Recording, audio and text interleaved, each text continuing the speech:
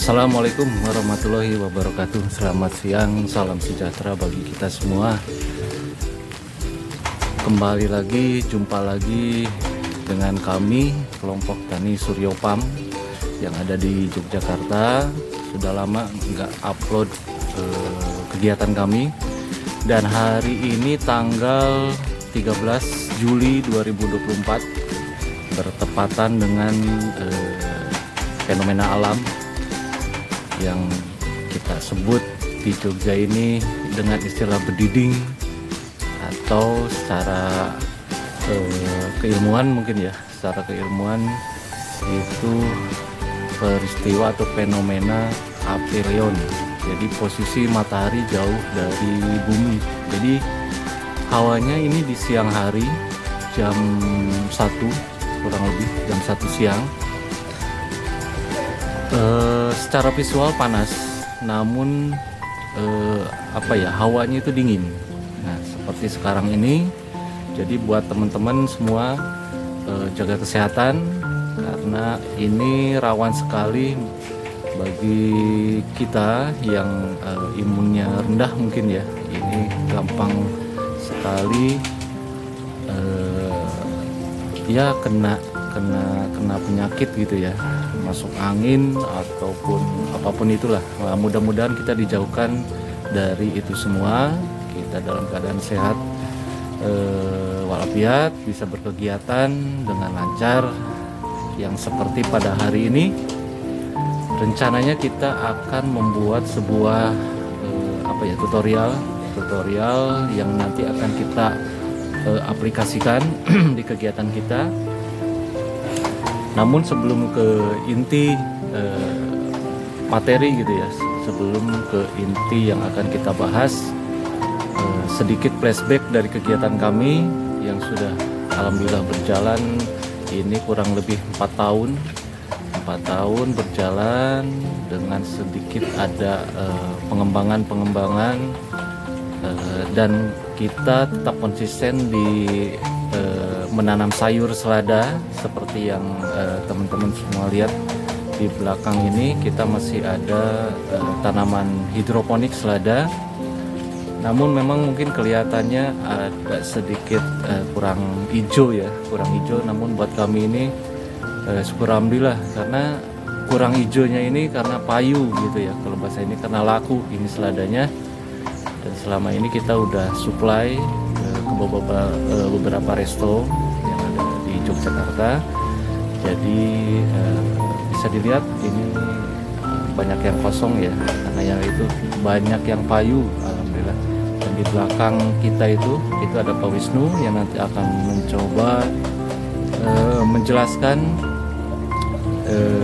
cara dari pembuatan alat yang nanti, atau yang sebentar lagi nanti ya, siang hari ini akan kita coba praktekkan untuk kegiatan kita yang baru nantinya. Tempatnya udah kita siapkan nanti di sebelah sana, namun sementara ini untuk menanam beberapa tanaman konvensional, dan kedepannya kita akan makeover lagi, kita akan rubah lagi untuk penggunaan kegiatan di mana yang pada hari ini salah satu alatnya itu yang akan kita buat gitu ya. Sebetulnya sudah umum, di tempat lain pun sudah banyak, namun kita ada sedikit inovasi juga, ada sedikit penggunaan bahan-bahan yang memang ada di lingkungan kita. Jadi tidak harus beli, kita cari pun yang sesuai atau kurang lebih sama, itu bisa kita manfaatkan, karena kita memang intinya menggunakan bahan-bahan bekas juga. Namun pada kesempatan ini nanti kita menggunakan bahan-bahan ya, ada yang beli ya, ada yang beli, karena memang ada beberapa bahan yang memang kita belum punya. Jadi seperti itu, siang hari ini nanti kita akan coba praktekkan cara pembuatan bahan-bahannya, dan mungkin nanti harga-harganya, dan untuk link pembeliannya itu bisa lah nanti teman-teman cari sendiri di online shop, di e-commerce, atau di offline tempat teman-teman tinggal ya, mau yang di Jakarta, Bandung, Bekasi, Kalimantan, Sumatera mungkin ya, nanti bisa dicek di lokasi masing-masing. Oke, terima kasih. Oke, di siang hari ini terlihat panas ya. Nah, ini terlihat panas tapi cuacanya ini dingin. Padahal kita berada di dataran rendah Yogyakarta, persisnya dekat keraton sebelah baratnya. Kelihatan panas sekali, tapi ya hawanya dingin. Itulah bediding. Baik, inilah lokasi nanti yang akan kita aplikasikan. Alat yang akan kita bikin itu nanti kita aplikasikan di sini, yaitu untuk kumbung jamur ya. Untuk kumbung jamur yang akan kita kembangkan nanti, jamur tiram yang memang insya Allah mudah pasarnya, mudah perawatannya, dan kita akan terapkan beberapa sistem otomatis dengan pengkabutan udara ya. Jadi penambahan udara sejuk, kurang lebih seperti itu. Mungkin kedepannya IoT juga mungkin akan kita terapkan. Kita sesuaikan dengan budget ya, dengan sesuaikan budget, karena IoT itu lumayan untuk biaya produksinya. Tapi sementara ini kita coba untuk pengaplikasian pembuatan mist maker dengan mist maker. Oke, itu ya, ini lahannya, dan kita langsung ke mentor pembuatan alatnya. Oke, ini di hadapan kita sudah ada beberapa alat dan bahan-bahan yang akan kita praktekkan untuk membuat mist maker itu sendiri ya. Dan sedikit coba saya kenalkan dulu alat dan bahan apa aja yang kita butuhkan untuk membuat mist maker. Di sini kita punya lem, ini lem silikon nanti untuk melapisi bagian atasnya. Ini alternatif saja, bisa ini, bisa lem tembak ini yang batangan itu, bisa juga lem pralon ataupun apapun itulah. Yang penting nanti itu sebagai fungsinya sealer dari pinggiran bongnya itu untuk cerobong keluar uapnya itu. Ada bor, ini ada handbor. Ini penggunanya juga nanti bisa untuk melubangi tempatnya ini. Terus ada tang, ada gerinda. Ini opsional semua, nanti kalau diperlukan bisa kita pakai, tapi kita siapkan. Ada kabel listrik, spidol, alat tulis, terus ada solder, ada hole saw sama bornya. Ini pralonnya nanti bisa disesuaikan. Kalau ini 2 dim, terus ada terminal listrik, obeng, dan inilah alat yang akan nanti kita buat dan akan kita pasang di box kontainer ini. Dan ini pun penyesuaian dengan kumbung atau tempat yang akan kita aplikasikan seperti ini. Mungkin dengan ukuran ini kurang lebih ukurannya 4x5. Nah, nanti kita akan coba dengan menggunakan mist maker yang akan kita buat ini mampu atau tidak untuk menurunkan kelembaban ruangan di dalam kumbung. Jadi seperti itu ya alat-alatnya. Ini pembuat kabutnya itu, ini mist makernya. Terus ini adaptornya, ini udah satu paket biasanya. Ada adaptor, terus ini ada kipas fan komputer ya, di DC. Ini bisa yang 10, bisa yang 8, bisa disesuaikan nanti dengan box kontainernya. Ini ada pelampung juga nanti yang ditempatkan mist makernya di dalam sini untuk menyesuaikan ketinggian air, karena mist maker ini kalau tercelup terlalu dalam, embun atau uapnya itu nggak bakalan keluar, jadi harus tipis-tipis. Ini ada lampu LED-nya, nanti bisa keluar warnanya mungkin ya. Ini belum kita coba juga. dan nanti akan kita coba buat dan praktekkan. Oke, ini ya, di siang hari ini kita dibantu dengan Pak Wisnu. Pak Wisnu nanti yang akan mempraktekkan pembuatan dari mist maker itu sendiri, dan tentunya kita belum tahu persis dari manfaat atau fungsinya dari mist maker itu sendiri, penggunaannya untuk apa gitu kan, selain buat kumbung. Teman-teman bisa bikin juga nanti mungkin untuk kelembaban di ruangan tamu atau di kebun di belakang biar lebih sejuk. Nah, ini bisa dibuat. Nah, nanti kita coba tanyakan langsung ke makernya ya. Ini fungsinya untuk apa aja, Pak Wisnu? Ini sudah dibuatkan gambarnya. Nanti ini buat dudukan fan-nya, kipas. Lalu ini untuk nanti uap yang timbul di dalam dari mist maker ini kemudian bisa keluar udara bebas di dalam kumbung, yang untuk membantu menurunkan kelembapan udara, terutama seperti saat ini yang kondisi udara sangat panas pada siang hari. Jadi memang sangat efektif sekali ya nanti dalam penggunaannya, begitu ya Pak Wisnu ya? Ya, karena mungkin kan yang selama ini kita tahu untuk menaikkan kelembaban di dalam kumbung itu menggunakan nozzle spray air langsung. Nah, mungkin untuk sekarang ini kan lebih menarik nih. Jadi seperti kayak sulapan ya, ada kelihatannya seperti asap tapi itu uap air begitu ya.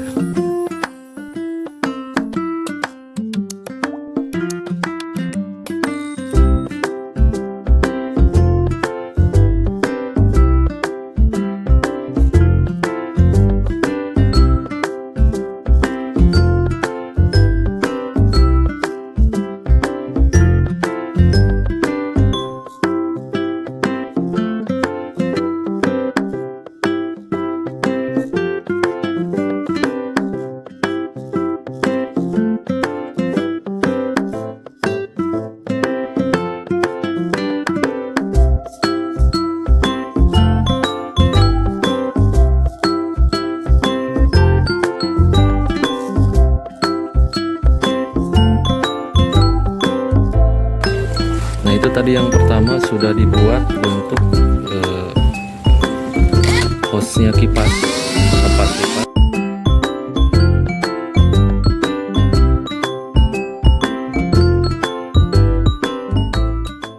Ini tadi sudah dibuat ke lubang, juga termasuk lubang keluar kabel, nanti kabel mist makernya yang posisi di dalam. Taruh di lampu.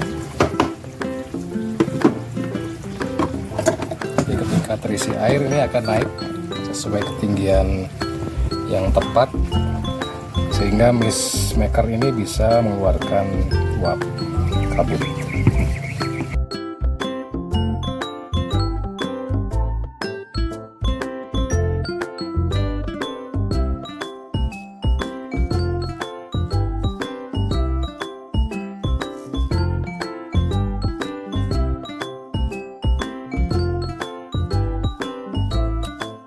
Yang pas kita ganjel dengan selotip karet seperti ini, spons seperti ini.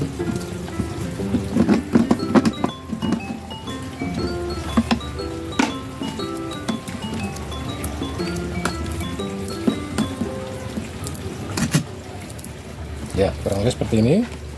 Kemudian nanti kita rapatkan dengan lem bakar. Lalu kalau kira-kira penutup ini kurang rapat, bisa ditambahkan nanti karet juga. Jadi kita upayakan di dalam kontainer ini kedap, jadi tidak ada nanti kabut yang keluar melalui sela-sela tutup ini atau di antara sela-sela bong ini atau kipas, sehingga efisien kabut itu sebagian besar tersalurkan sesuai tujuan kita untuk menurunkan kelembapan ruangan. Jadi seperti itu ya. Diusahakan pinggiran ini pun dikasih seal, jadi penahan ya, jangan sampai ada rembesan gitu ya, ada keluar uap keluar dari pinggir. Jadi yang kita harapkan tuh keluarnya tetap dari bong ini, dari corong keluar. Karena nanti dikasih kipas di sini dia akan meniup ke bawah terus ke atas keluar seperti itu. Oke, kita sekarang lanjut pada pemasangan kipas. Ini kita tidak baut, langsung diberikan lem bakar saja.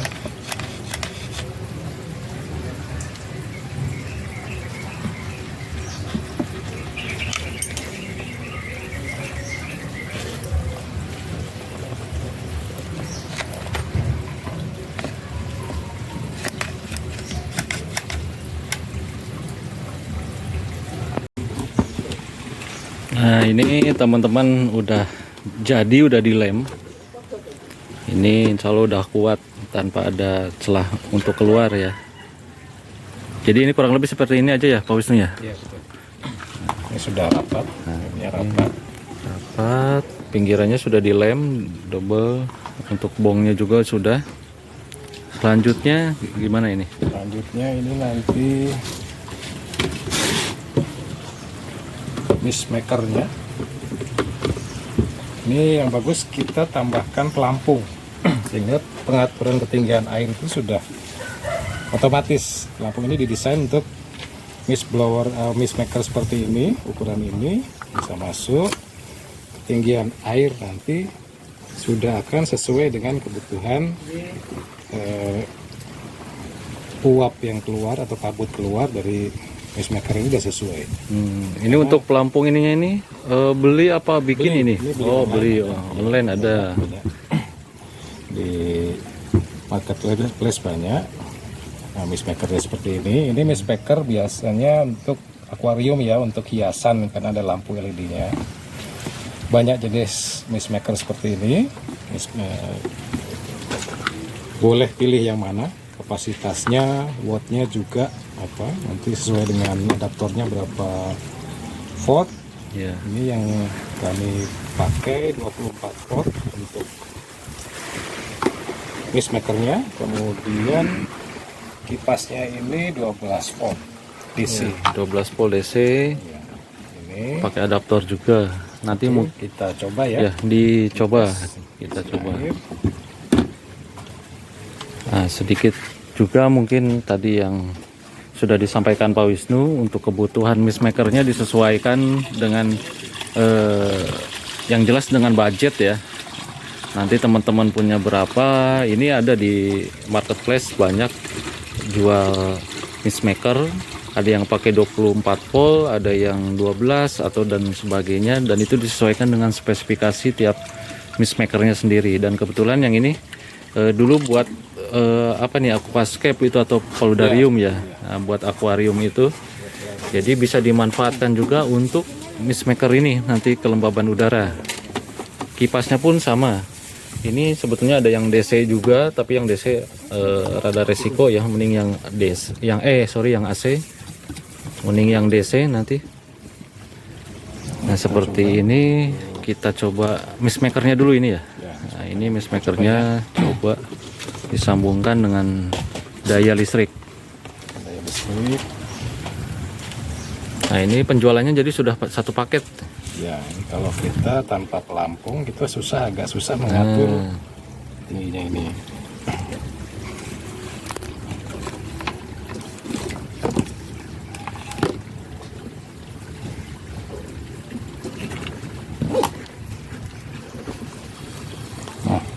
Nah, ini udah nyala ya.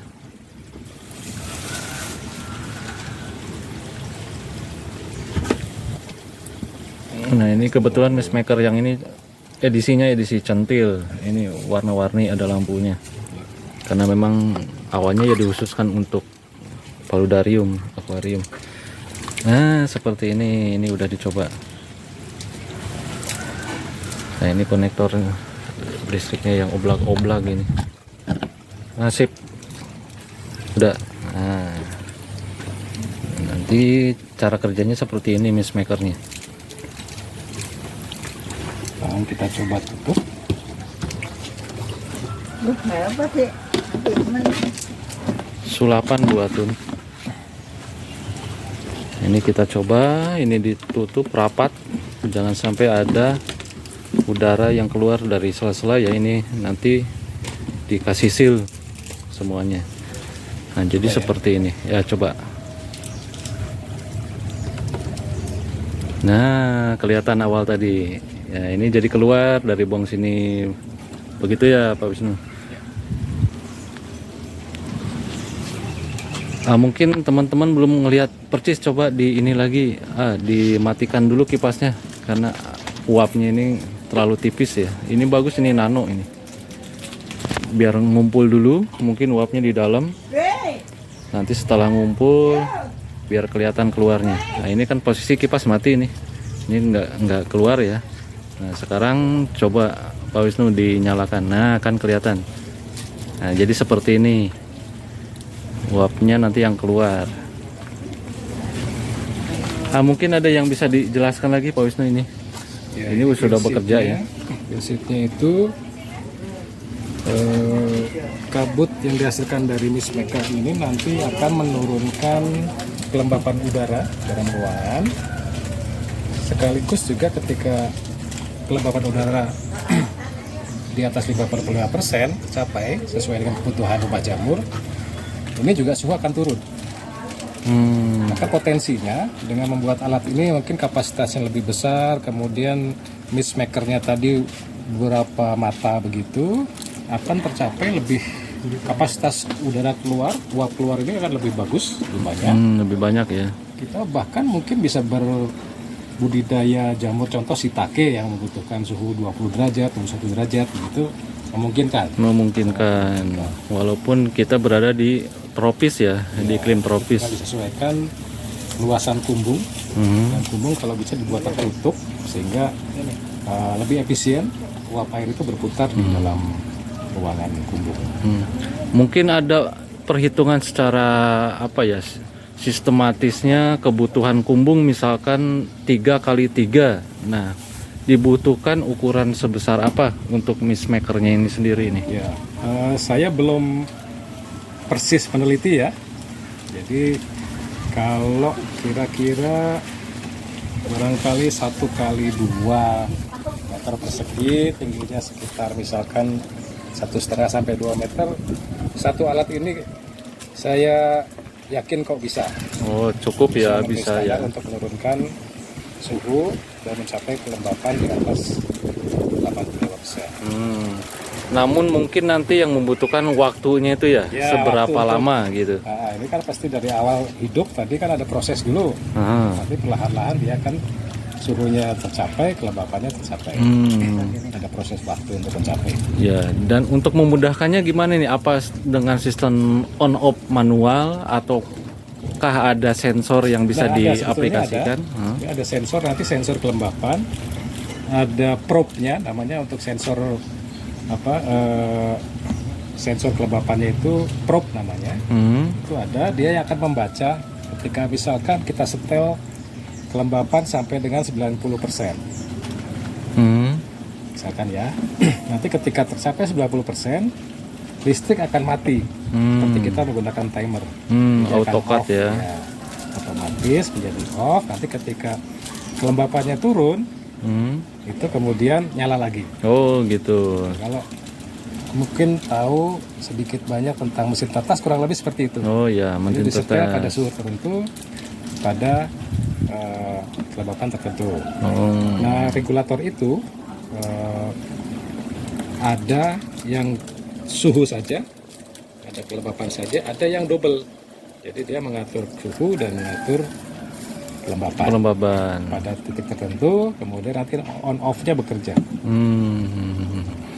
Jadi begitu ya. Untuk alatnya sendiri pun kita nggak usah capek-capek on off gitu mematikan alat ini yang barusan kita bikin ini. Jadi kita bisa tambahkan sensor atau automatical sensor untuk kelembaban dan suhu.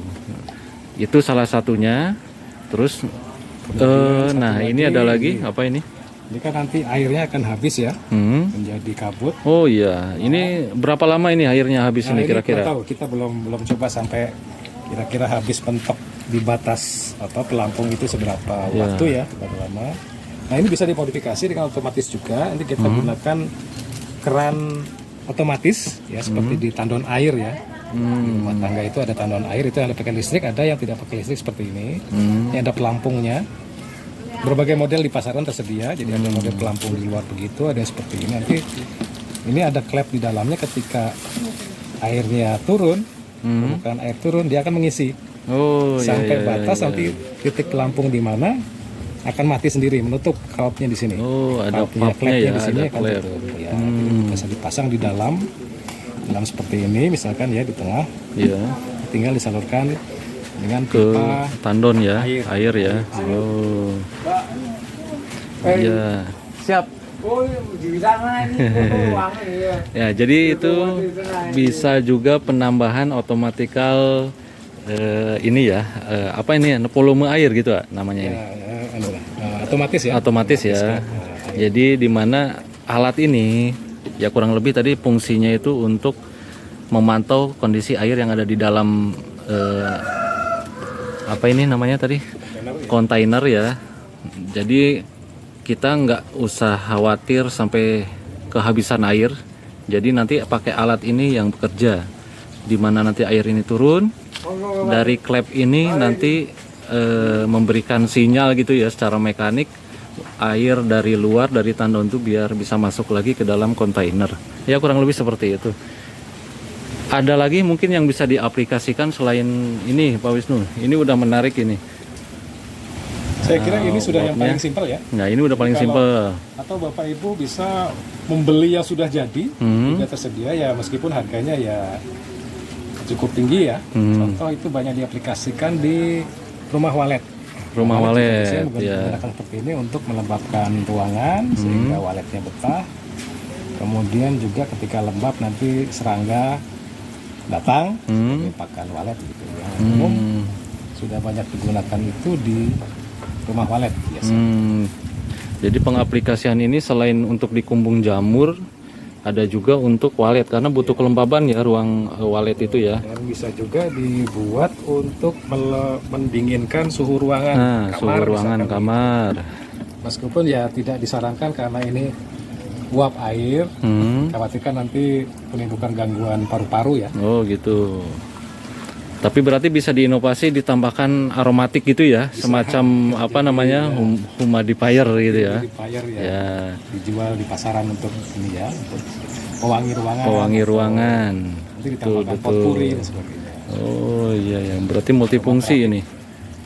Tinggal ya mungkin nanti teman-teman kan tinggal disesuaikan kalau mau ditaruh di ruang tamu mungkin seperti itu ya, nanti bisa diganti ini ya yang seperti apa, mungkin seperti itu ya, atau kipasnya yang butuh nyala-nyala gitu ada lampunya bisa juga. Ini soalnya ada lampunya juga untuk mist makernya di dalam.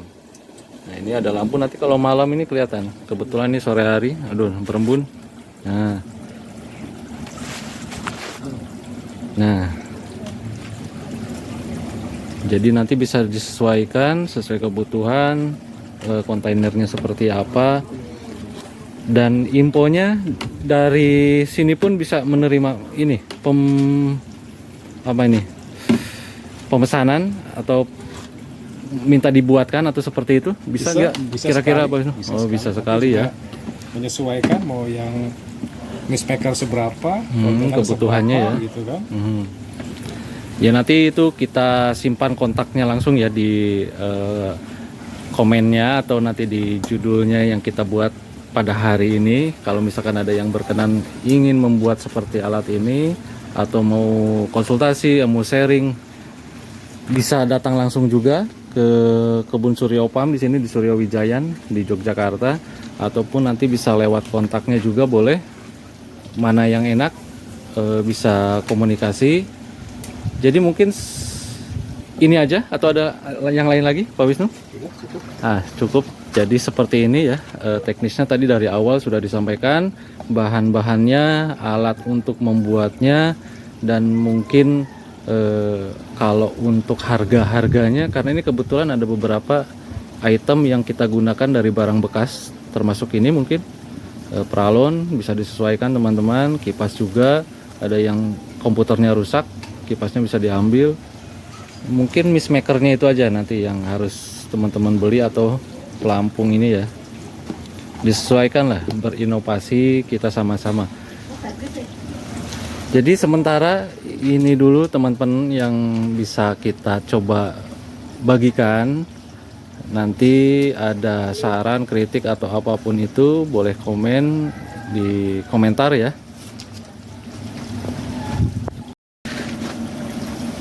Dari siang hari tadi sampai sore hari ini tadi, waduh, kita udah banyak dapat support. Tadi ada mie apa namanya, dari Matiti ya, sudah disupport perut, dan sekarang disupport lagi ada 2 gelas kopi ini. Terima kasih Pak Hari. Nah, ada kita prakteknya kita untuk besok-besok. Memang dari awal kita setting buat laboratorium kita ya, berkegiatan di sini. Salah satunya ini yang kita buat. Nah, ini modeling ini buat nanti kita praktekkan berlanjut ini ya, nanti kita praktekkan di Kemantren.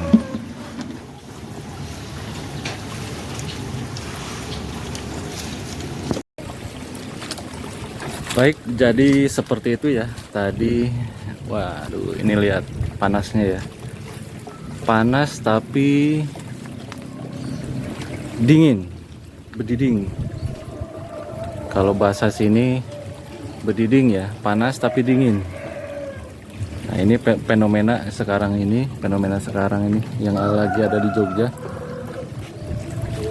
Baik, jadi seperti itu kegiatan yang sudah kita coba bagikan, yang udah kita coba sharing ke teman-teman semua. Mungkin nanti kurang lebihnya ada kesalahan dalam perkataan atau kegiatan tadi, kami mohon maaf bila ada salah. Namun bila nanti ada komentar-komentar atau kritik dan saran, monggo diketik di komennya. Nanti kita coba upload ya, karena udah lama kita nggak membuat sebuah video lagi. Ini baru di bulan Juli ini kita buat lagi, dan mudah-mudahan kedepannya kita akan lebih intens membuat video edukasi, dokumentasi dari kegiatan kami. Nah, di belakang kami ini suasana kebun kegiatan kami, Suryo Palm, di sore hari yang panas ini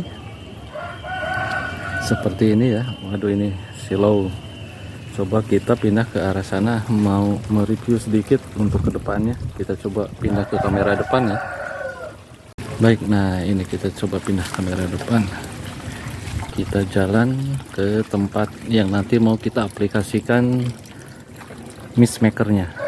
Nanti di sini seperti yang tadi awal udah saya sampaikan, nanti kita coba aplikasikan di sini. Kita coba bangun ya kumbung kecil-kecilan untuk laboratorium kita, riset-riset kecil kita. Mudah-mudahan nanti bisa berbagi sama teman-teman seperti ini ya. Nah, nanti untuk selanjutnya kami punya beberapa drum.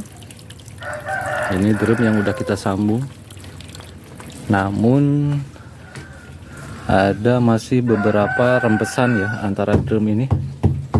Nah, teman-teman kalau ada yang tahu caranya, mungkin ini biar enggak ada rembesan harus diapakan, karena ini udah kita coba pakai fiber. Ini masih tetap rembes. Nah, mungkin nanti teman-teman bisa komen. Nah, ini ada saat fibernya juga, karena belum kering waktu itu. Nah, nanti teman-teman bisa coba komen di komentar caranya harus pakai apa ya. Padahal ini kita udah mau punya rencana juga, dari drum-drum yang kita punya ini mau kita aplikasikan sistem Machida di sana. Coba kita lihat ke lokasinya, sistem Machida itu seperti apa. Nah, nanti kita rencananya tempatkan di sebelah sini. Ini sistem Machida ya, untuk tanaman melon dengan sistem Machida. Sedikit ya saya sampaikan yang saya ketahui. Machida itu kolaborasi atau kombinasi hidroponik dengan aquaponik. Jadi yang dibutuhkan itu medianya yang agak besar, karena dari pertumbuhan akarnya itu nanti akan banyak.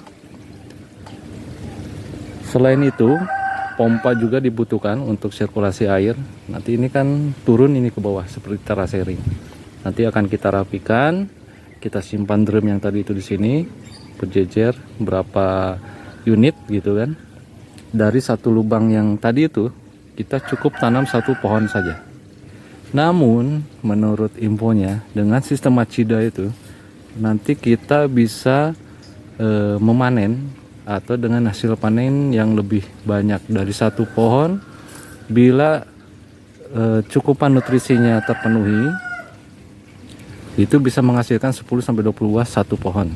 Itu nanti kita coba aplikasikan di sini ya. Oke, mudah-mudahan bisa nanti terrealisasi. Kita siapkan dulu areanya, terus kita coba dan kita aplikasikan. Baik, jadi seperti itu untuk kegiatan hari ini. Mohon maaf bila ada kesalahan. Bila itu taufiq wal hidayah. Wassalamualaikum warahmatullahi wabarakatuh.